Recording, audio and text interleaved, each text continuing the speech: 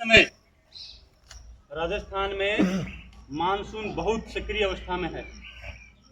हर जगह बाढ़ बह रही है, तो उससे बचने के लिए अपना विद्यालय है वो भी सड़क से नीचे स्थान पे है।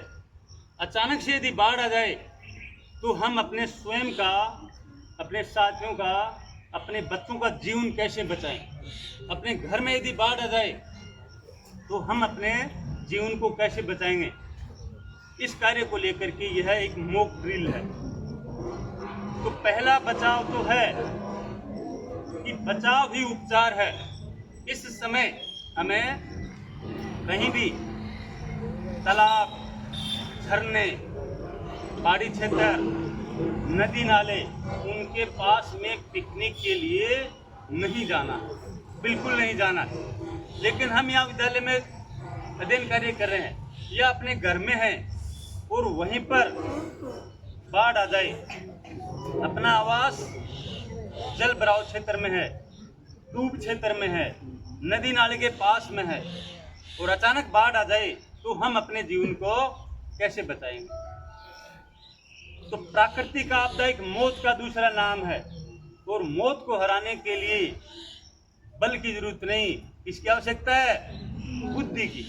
बुद्धि को काम में लेना है और एक परियोजना होनी चाहिए। ऐसे क्षेत्र जहाँ पर अमूमन बाढ़ आती है वहाँ पर सुरक्षा के लिए हर मानव की एक योजना होनी चाहिए, एक उनके पास में तंत्र होना चाहिए। अपने स्टाफ साथियों की मदद से हमने एक ऐसा तंत्र विकसित किया है जो कि बाढ़ग्रस्त क्षेत्र में बहुत उपयोगी हो सकता है। अब इसका मॉक ड्रिल करेंगे। तो पहली ये ट्यूब है। ये ट्यूब ये एक बहुत ही सुरक्षित साधन है। क्यों? क्योंकि ये शरीर को एकदम बैलेंस अवस्था में रखता है। हम किसी को बचाने जा रहे हैं और अगर हमने ट्यूब लगा ली तो किसी भी परिस्थिति में हम डूबेंगे नहीं। इसका चारों तरफ से बराबर बैलेंस है और इंसान बह के दूर जा सकता है लेकिन उसके जीवित रहने की प्रबल संभावना मौजूद रहेगी। उसके बाद देखो ये एक रस्सा है, ये देखो ये रस्सा है।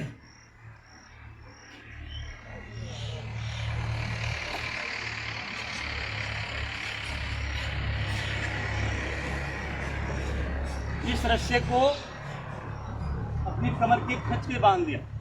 ठीक, अब मान लीजिए अपने बच्चे हैं या अपने परिवार के सदस्य हैं, उनको बचाने के लिए एक दूसरा रस्सा बेल्ट बांधा है इसी रस्से के और इसको समानांतर क्रम में बांधा है। श्रेणी क्रम में बांधेंगे तो सारा भार मेरे ऊपर आ जाएगा, इसलिए उसको यहाँ बांधा है। और ये दोनों इससे इसके बंधे हुए हैं। क्यों? क्योंकि अचानक से आपदा आएगी तो हमें इतना समय नहीं मिलेगा बांधने के लिए। तो ये पहले से सेट है। बच्चों को कैसे बचाएंगे? 4 बजे आ जाओ बेटा। चलो बेटा चलो। बच्चों को कैसे बचाएंगे? ये पहले से इसके अंदर इस प्रकार से गांठें हैं। सामने गांठें टेढ़ी करो। अब लो बेटा, तुम फ्राक देसी इसको पहनो, अपने कमर में ले लेना, कमर में फ्राक देसी फुर्ती से डाल लो फटाफट, फुर्ती से फुर्ती से फुर्ती से 4 साइड फटाफट फुर्ती से फुर्ती से अपने अंदर बांधो। अब ये 4 बच्चे फुल टीम फुल। अब ये बेटा इस रस्सी को खींचने पर बहुत ही सुरक्षा के साथ में इन चारों बच्चों के जीवन को बचा लिया जाए। और ये पहले से सेट है तो इसमें समय नहीं लगता है। पहले स्वयं को सुरक्षित कराओ, अपने आप को ये ट्यूब लगा ली और साथ में रस्सा बंध गया तो अपने जीवन को खतरा नहीं है, फिर दूसरों के जीवन को बचाओ। इसके अलावा मैंने निकाल दो इसको। अब दूसरा देखो बेटा, जिसके घर में मान लीजिए ट्यूब नहीं है और बाढ़ आ गई तो ये एक प्लास्टिक की कैन है। ये बहुत उपयोगी है, दैनिक जीवन में काम आने वाली है और ये बेटा इसमें इतनी उत्प्लावक शक्ति है कि किसी भी इंसान को डूबने से बचा सकती है। छोटा बच्चा यदि हो,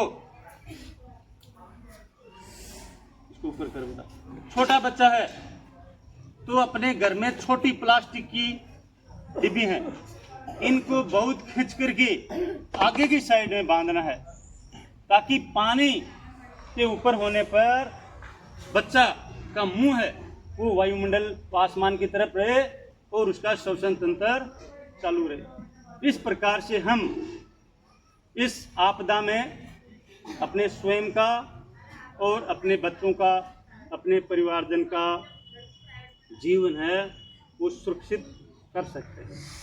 और हमें केवल पुलिस और प्रशासन की रोक से नहीं जीना है, हमें स्वयं सतर्क, जागरूक और संवेदनशील रहना है और अपने जीवन को बचाना है।